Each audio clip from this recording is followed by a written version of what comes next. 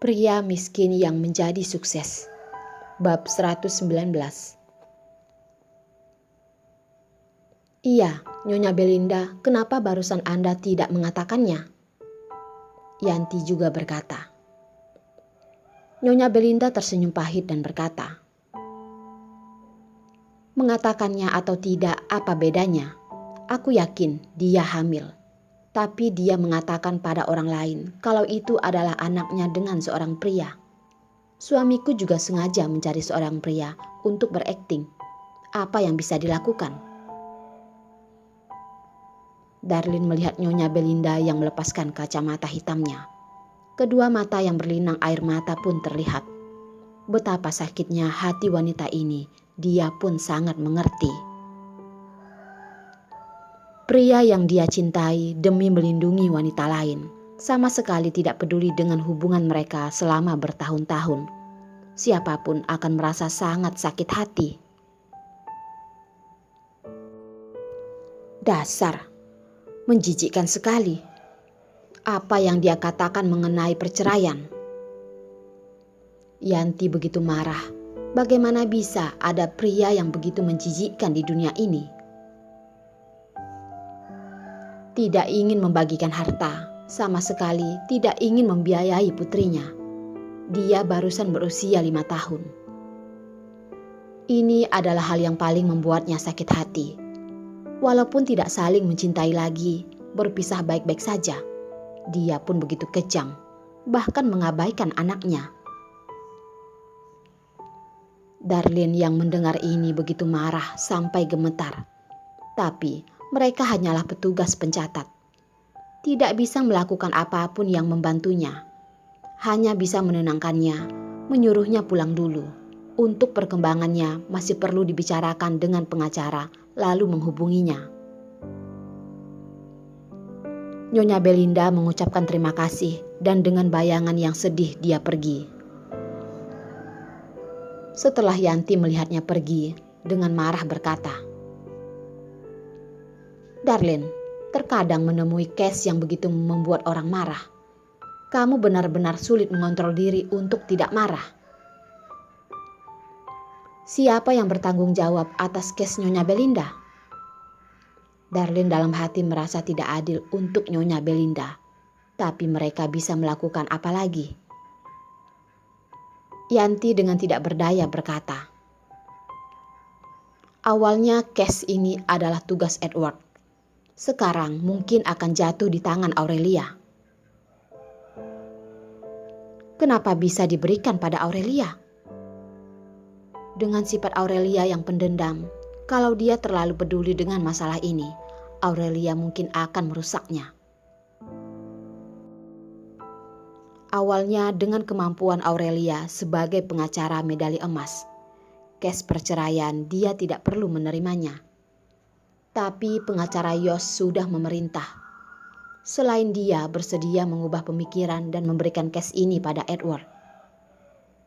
Yanti mengkhawatirkan hal ini. Darlin menggigit bibir lalu berkata,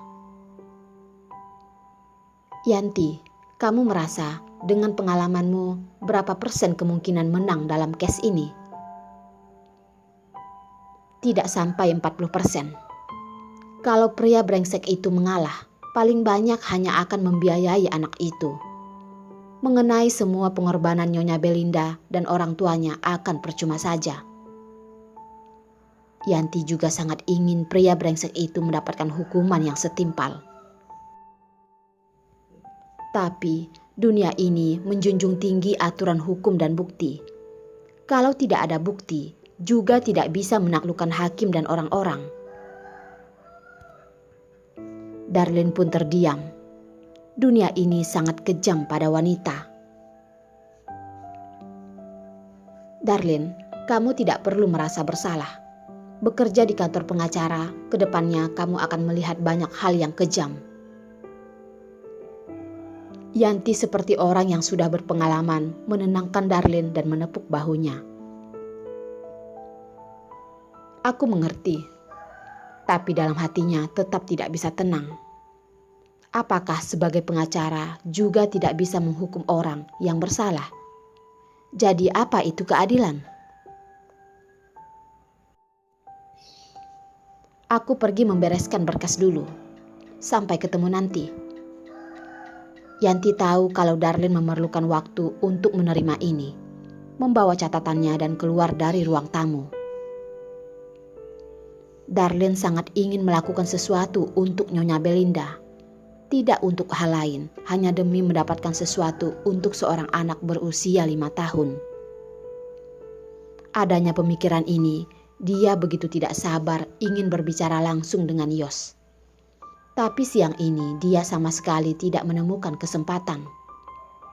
Melihat sudah hampir pulang kerja, kalau tidak masuk, mungkin harus menunggu besok. Besok, kes ini akan diserahkan pada Aurelia. Aurelia menahan dan memutuskan untuk masuk berbicara dengan Yos.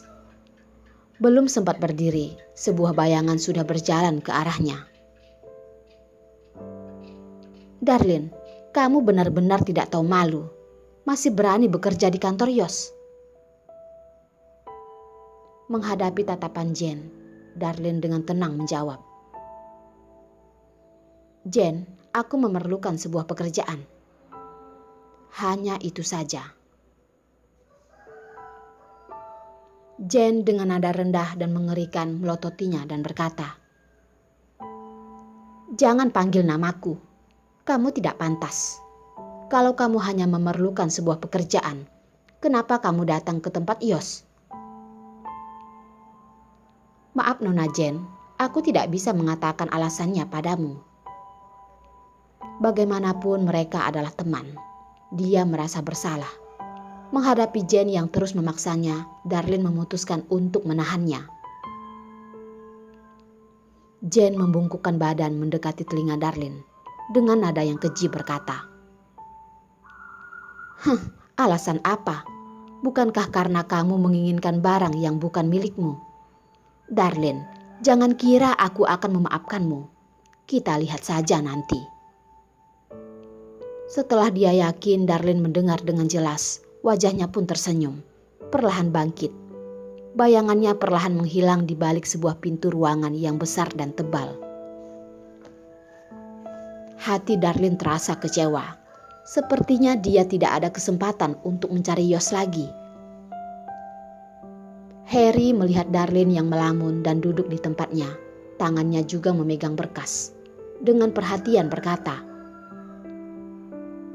Darlin, sudah hampir pulang kerja. Berkas ini kamu bisa bawa pulang. Darlin menarik tatapannya dan menganggukkan kepala. Tiba-tiba teringat sesuatu dan berkata, Kak Harry, siapa yang membuat berkas ini? Hehe, aku sudah tahu kamu sangat pintar. Harry tiba-tiba mendekat, tersenyum bangga. Semua berkas ini dibuat oleh pengacara Yos.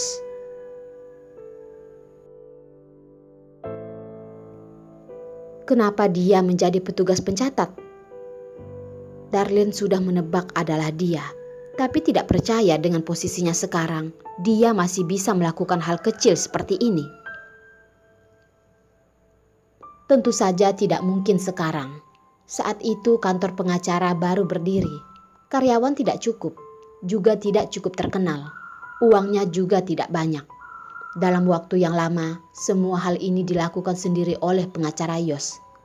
Di tanganku hanya ada sebagian, hanya untuk diperlihatkan pada orang selanjutnya.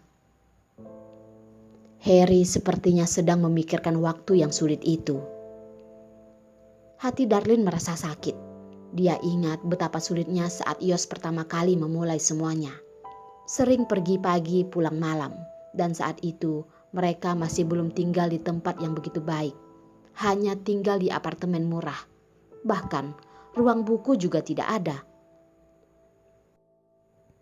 Dulu dia selalu melihat tubuhnya yang tinggi duduk sendirian di ruang tamu.